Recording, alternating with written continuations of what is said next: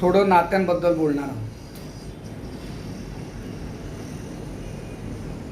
आपल्या जीवनामध्ये अनेक ताण, अनेक चिंता, अनेक प्रकारच्या समस्या या नात्यांच्या गोंधळामुळे उठतात.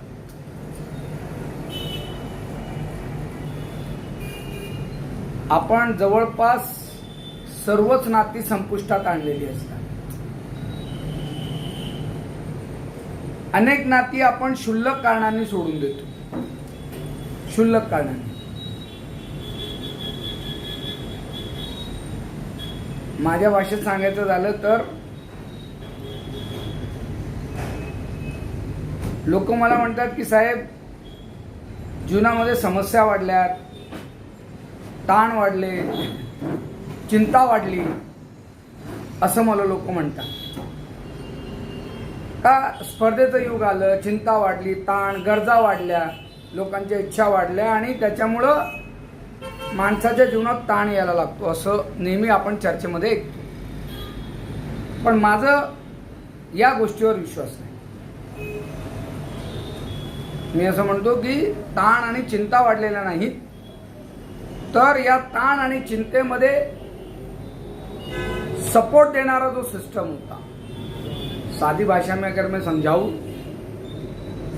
तो जीवन में ताण और समस्याएं बड़ी नहीं है, परेशानियां बड़ी भी नहीं है. तो ये परेशानियां, यह तनाव को लड़ने के लिए जो ताकत देने वाला एक सिस्टम था, वो हमने तोड़ दिया, वो हमने छोड़ दिया और उसके कारण हमारी चिंताएं और तनाव बढ़ा है. क्या था वो सिस्टम? अगर आप रिश्तों को समझे, आप परिवार को समझे, आप जीवन में नातों को समझे, तो आपकी समझ में यह आएगा कि ये रिश्ते, ये नाते ऐसा सिस्टम था जो तुम्हें तनाव और चिंता में साथ देता था, तुम्हें लड़ने की ताकत देता था. लेकिन दुर्दैव है कि हमने इसको ही खत्म कर दिया. उदाहरण के तौर पे अगर आप पुराने जमाने में देखेंगे तो पूरे समाज के लोग, पूरे रिश्ते के लोग, पूरा एक समाज एक जगह रहा करता था. गांव में अगर आप जाए तो पूर्ण समाज एकत्र नांदत होता. कोळीवाडा, देशमुखवाडा, सय्यदवाडा, है ना. पूरा समाज एक साथ होता था. जोशी कॉलोनी, है ना, इस तरह का पूरा समाज एक साथ. परिस्थितियां बदली और धीरे धीरे उसका विघटन हुआ. धीरे धीरे वो सामाजिक ढांचा कहीं तो भी टूटा. फिर एक ही परिवार के सारे सदस्य एक साथ रहने लगे. एक पिता, उसके 4 बच्चे, वो 4 बच्चों के पूरे परिवार एक साथ रहते थे. फिर सिस्टम बदला, फिर चीजें बदली और हम देखते हैं कि ज्वाइंट फैमिली का स्ट्रक्चर आया. एक परिवार एक साथ रहने लगा. धीरे धीरे हमने वो परिवार को भी विघटित किया. फिर न्यूक्लियर फैमिली अस्तित्व में आई. मी, माझी मुलं, बस माझी पत्नी, मैं, मेरी पत्नी और मेरे बच्चे. आज अवस्था यह है कि पति पत्नी को बर्दाश्त नहीं करता, पत्नी पति को बर्दाश्त नहीं करती और बच्चे दोनों को बर्दाश्त नहीं करते. क्योंकि हमारी सहनशीलता करीब करीब खत्म हो गई. हम अब किसी को बर्दाश्त ही नहीं करना चाहते, किसी को नहीं. एक शब्द हमें बर्दाश्त नहीं होता. और गैरों का छोड़िए, हम अपनों का भी एक शब्द बर्दाश्त नहीं कर पाते. अपनों का, अपने रिश्तों का. और उलझ जाते हैं उनसे. और छोटी छोटी बात पर उनसे उलझ रहे. छोटी छोटी बात, कोई बहुत बड़ा विषय नहीं होता, बहुत बड़ा इशू नहीं होता है, लेकिन हम उलझने लगते हैं. और उलझने तक तो ठीक था, हम वो रिश्ते तोड़ने पे आमादा है. बहुत छोटा उदाहरण देता हूं कि मान लीजिए रक्षाबंधन है ना. रक्षाबंधन को बहन आती है घर, लेकिन 3 साल हो गए मेरी बहन नहीं आई. मुझे फर्क नहीं पड़ता, क्योंकि मेरी पत्नी के साथ 3 साल पहले झगड़ा हुआ था और पत्नी ने कह दिया था इसका पैर मैं रखने नहीं दूंगी। अब 3 साल हो गए उस बात को, लेकिन 3 साल से मेरी बहन मेरे घर नहीं आती, अब मुझे फर्क नहीं पड़ता। भाव बीज को मैं बहन के घर नहीं जाता, अब फर्क नहीं पड़ता। बात समझिए मैं जो कहना चाह रहा हूं। मेरी गांव में मेरा भाई रहता है, लेकिन उसको एक वक्त खाना देने के लिए मुझे बच्चे के जन्मदिन का रास्ता देखना पड़ता है। मैं छोटी छोटी बात के कारण, बहुत छोटी बातों के कारण रिश्ते तोड़ देता हूं। ये मेरी समस्या है और इसके कारण ही तनाव बढ़ रहा है। आपको ये समझना पड़ेगा कि जीवन में समस्याएं बड़ी नहीं है। समस्याओं से लड़ने के लिए जो एक सोशल सपोर्ट सिस्टम था, कहीं तो भी वो हमने ब्रेक कर दिया। हम पे दबाव है आज, हम अपने आप को अकेला महसूस करते हैं। यूं तो रिश्तों की बहुत बड़ी लिस्ट मेरे पास है और उससे ज्यादा मेरे सोशल मीडिया और सोशल फ्रेंड्स की लिस्ट है, लेकिन वास्तव अगर देखो तो मैं खुद को अकेला ही महसूस करता हूं। ना कोई मेरे सुख जानने वाला है, ना दुख जानने वाला है। और इसको कारण दूसरे नहीं है, इसके 2 कारण हैं। एक तो मैं छोटी छोटी बातों के कारण रिश्तों को तोड़ देता हूं, यह मेरा दोष हो सकता है। और दूसरा ये कि मैं अपने अलावा सबको कुछ ना कुछ दोष दे देता हूं, इसके कारण मैं अकेला हूं। भले कुछ लड़ाई ना हुई हो, कोई संघर्ष ना हुआ हो, कोई पारिवारिक आपका मतभेद ना हुआ हो, लेकिन फिर भी आपके मन में दूसरे के प्रति अगर गलत विचार है तो आप उससे जुड़ नहीं सकते। बैरिकेड्स लगा रखे हमने, बैरिकेड्स। अगर मैं आपको आप अपने रिश्तों की यादी बनाइए और जरा याद कीजिए कितना समय हो गया किससे बात नहीं हुई। सगा भाई है, कितने दिन बात नहीं हुई। सगी बहन है, कितने दिन से बात ही नहीं हुई। यादी बनाइए। और क्यों रिश्ता खत्म हो गया ये भी सोचिए। आप पाएंगे कि बहुत छोटे कारण थे, बहुत छोटी बात थी। गुस्से में आप भी थे, गुस्से में वो भी थे। आपने भी 2 शब्द बोले थे, लेकिन आपको आपके कहे हुए शब्द याद नहीं है, आपको उनके कहे हुए शब्द याद है। आपको उनके याद है, आपने कहे हुए शब्द आप याद नहीं करना चाहते। और आप कहते फिर उन्होंने ऐसा कहा था तो मैंने भी कहा। तो आपके पास तो आपके कहने के लिए जस्टिफिकेशन है।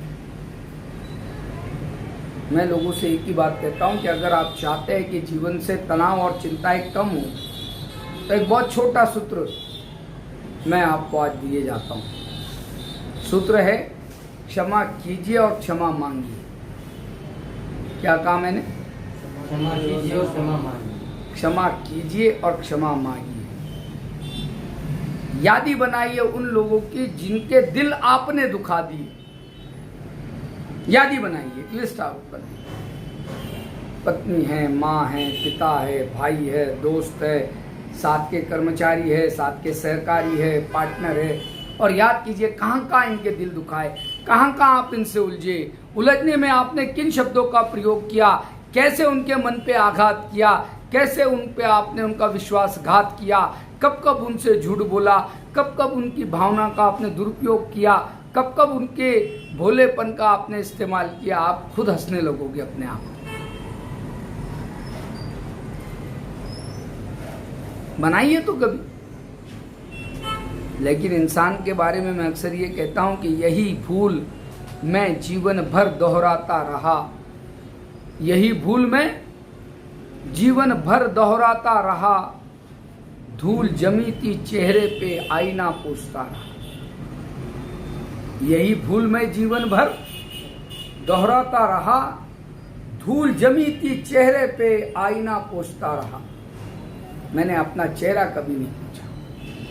और मैं आज आपको कह रहा हूं कि सबसे पहला काम आपको जो करना है, अगर आप चाहते हो कि जीवन में बहुत सारी चिंताएं समाप्त हो, आप चाहते हो कि बहुत सारी चिंताओं से आपको मुक्ति हो, बहुत सारा तनाव आपका कम हो जाए, तो पहला काम आज कीजिए, क्षमा मांगिए। क्या कीजिए? क्षमा मांगिए। हर उस व्यक्ति की क्षमा मांगिए जहां जिस किसी का आपने मन दुखाया हो। और बहुत बड़ी फहरिस्त हो सकती है,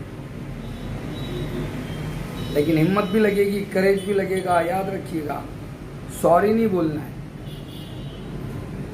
माफी मांगो। ये बहुत अच्छा शब्द है, अंग्रेज देखे गए, लात मार दो सॉरी बोलो। सॉरी बोल दो, बात ही नहीं फर्क पड़ता। आपको ना भावना आती है, ना माफी मांगने वाले को भावना आती है, ना माफ करने वाले को भावना आती है। सॉरी,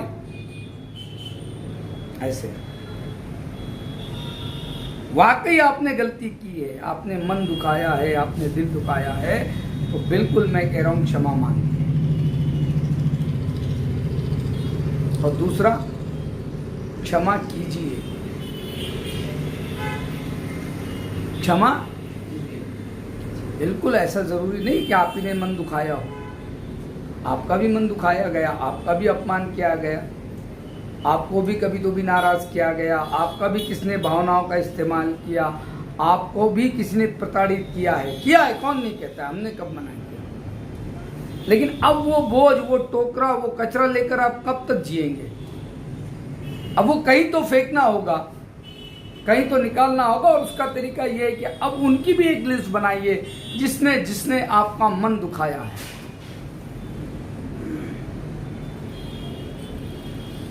और अब बड़ा दिल से उनको माफ कर दीजिए। वाजपेयी जी की एक बहुत अच्छी कविता है, छोटे मन से कोई बड़ा नहीं होता और टूटे मन से कोई खड़ा नहीं। छोटे मन से कोई बड़ा नहीं।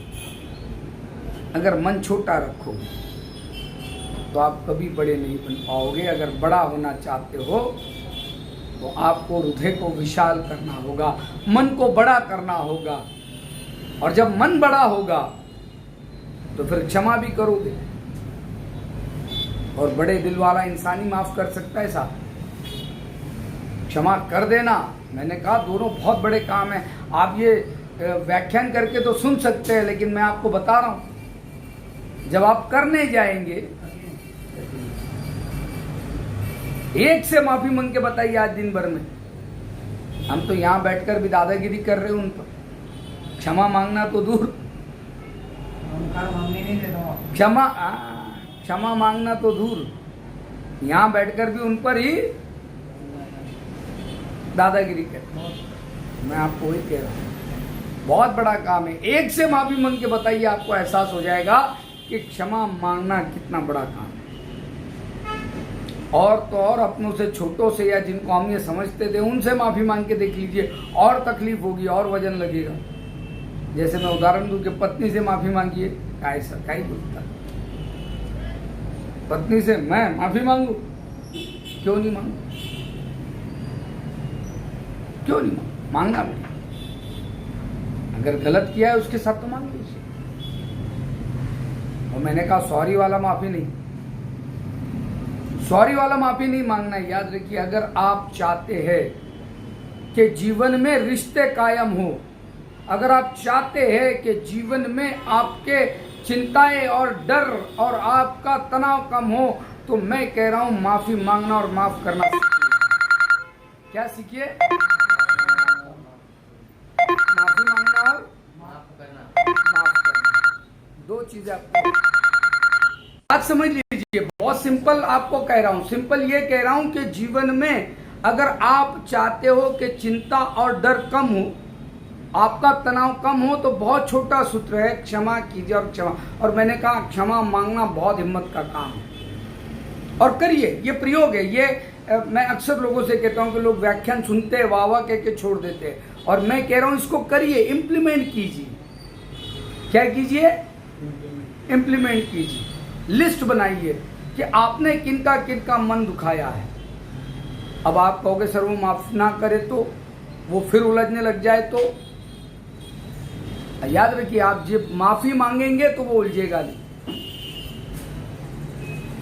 भाई अगर मैं फोन लगाता हूं अपने एक दोस्त को जिससे 3 साल पहले झगड़ा हो गया, और मैं आज उसे फोन करके कहता हूं मला तुला भेटायचं आहे, किंवा फोनवरच आईला फोन दे आई खरंच प्रामाणिकपणे मला माफ, खूप दुखावलं ग तुला, आप क्या सोचते? क्या सोचता है? वो लड़ेगी आपसे? नहीं। वो क्या करेगी? माफी करेगी और क्या। लेकिन आपका मन है ना थोड़ा मोकला हो जाएगा,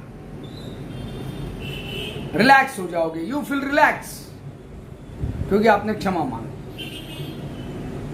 अब क्षमा करे ना करे ये उसका दायित्व है। आपने तो अपनी ओर से बॉल खेल दिया, वो ना माफ करे उसकी मर्जी, लेकिन आपका मन हल्का होगा। और वैसे ही मैंने कहा क्षमा करिए भी, सिर्फ क्षमा मांगने से काम भर नहीं होगा। आप कहोगे सर मैंने तो सबसे क्षमा मांग ली, लेकिन जिसने जिसने मेरे साथ गलत किया उसको तो मैं छोड़ूंगा नहीं। अब ये जो छोड़ूंगा नहीं है ना, ये तुम्हारे पे दबाव बनाता है, यह तुम पे तनाव बनाता है, ये तुम पे तनाव बनाता है, दबाव बनाता है। और इसीलिए मैं लोगों से कहता हूं कि सिंपल क्षमा कीजिए और क्षमा मांगिए, जीवन में तनाव मुक्त। और आखिरी चीज, रिश्तों को बनाए रखिए। दोस्तों याद रखिए, जीवन में ये रिश्ते ही हमारी ताकत है। हमारे सुख दुख में साथ देने के लिए, वरना क्या जरूरत है साहब? मुझे बताइए, शादी दो लोगों की होती है, रिश्तेदार को क्यों बुलाते हैं भाई? शादी तो दो लोगों की हो रही है ना। ये पूरा फिर वो पूरे रिश्तेदारों को बुलाओ, वो खाना खिलाओ, लाखों रुपए खर्च क्यों करते हो? क्योंकि सुख बांटने से बढ़ता है और दुख बांटने से हम किसी के मृत्यु में जाते हैं। तो हम जिंदा कर देते हैं क्या जाकर उस आदमी को? नहीं करते। फिर क्यों जाते हैं? उसका मानस शास्त्रीय कारण क्या है? क्यों? क्या हो जाता है? आप चले गए किसी के यहाँ मृत्यु में, फिर क्या हो जाता है उसको? क्या क्या दे देते हैं आप उसको? भाई शादी में तो कम से कम तोहफे देते हैं, तो भाई चलो ठीक है यार, उसका फायदा ही हो जाता है। मृत्यु में क्या देते हैं आप? फिर क्यों जाते हैं हम? भाई मर गया ठीक है, उसके घर वाला मरा, वो उठाएंगे जला के आएंगे उसको, जैसे कोरोना में हो रहा था। तो ऐसे भी तो हुआ ना लोगों का, कोरोना में भी, तो ठीक है फिर नहीं। लेकिन हम जब किसी के यहाँ देहांत में जाते हैं, है ना, तो उसको सांत्वना देते हैं, उसको हिम्मत देते हैं, ढाढ़स। उसको भी लगता है इतने लोग मेरे साथ है, मेरे जीवन से एक व्यक्ति गया लेकिन इतने लोग मेरे आसपास है। यह भावना उसमें उत्पन्न होती है। जब आप उससे पूछते हैं कि कैसा हादसा हो गया, वो जब बार बार बोलता है तो दुख कम होता है। आनंद बांटने से बढ़ता है और दुख बांटने से कम होता है। और यह दोनों प्रक्रिया तभी संभव है जब आपके आसपास उतने लोग आपने जोड़ रखे हैं। मी, माझा पैसा, माझी खुर्ची, माझं मान, माझं सन्मान, माझा आदर, मी आणि मी।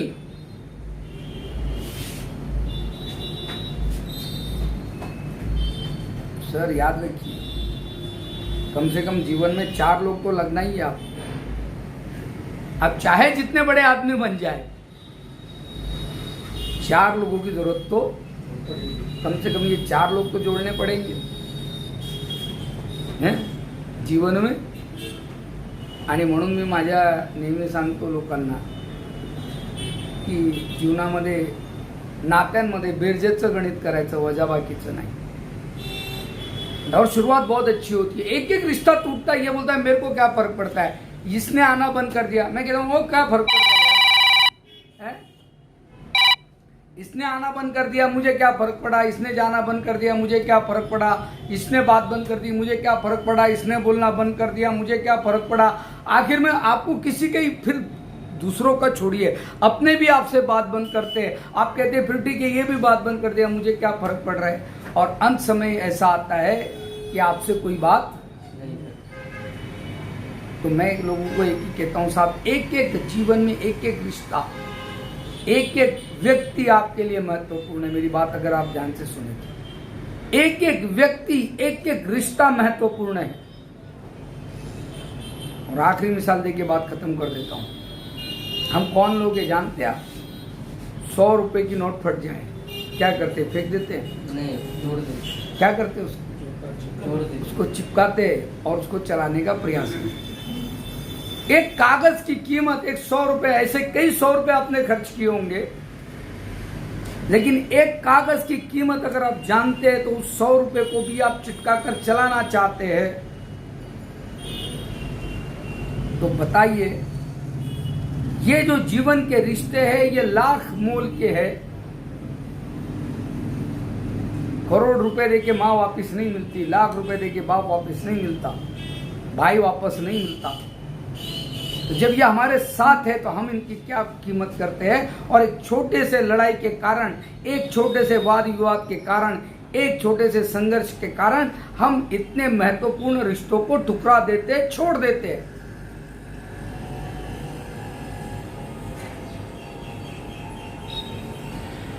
बहुत छोटा सा कारण होता है। मित्रों, आखिरी बात यही है कि अगर हम 100 रुपए के नोट को फिर इस्तेमाल करना चाहते हैं तो जीवन में हो सकता है कि ऐसे रिश्ते हो जो आपके हिसाब से कोरे करकरीब बिल्कुल ऐसे वो नहीं है। ठीक है, थोड़ी सी नोट है ना ऐसी वैसी भी हो गई है तो भी हम उसको सीधा करके ओ बहुत चालते ना हैं, मी कुठं घरात बनवली, क्या बोलते हैं आप? हाँ, मैंने कौन सा घर में नोट बनाई है साहब? तो मैं आपको पूछता हूँ, जो रिश्ते आप छोड़ रही है आपने बनाए थे क्या? अरे ये जो रिश्ते हम तोड़ देते हैं ये आपने बनाए थे क्या? ये तो ऊपर वाले की गिफ्ट है और ऊपर वाले ने दी हुई चीज है ना। अगर आपको कोई प्रधानमंत्री कोई गिफ्ट दे दे और थोड़ा सा टूट जाए तो आप फेंक देंगे कबाड़ी में? नहीं, क्या करेंगे? उसको जोड़ेंगे, संभाल के रखेंगे। अरे प्रधानमंत्री ने गिफ्ट दिया है तो मैं तो कहता हूँ ये जो रिश्ते दिए ये किसने दिए थे? ये तो उससे बड़े हमारे ऊपर वाले ने दिए, तो इनकी भी कीमत हमको करते आनी चाहिए। और जीवन में रिश्तों को जोड़ना चाहिए, क्षमा मांगनी चाहिए और क्षमा करना चाहिए, तो तनाव भी कम होगा, चिंता भी कम होगी और नया जीने का उत्साह मिलेगा। धन्यवाद।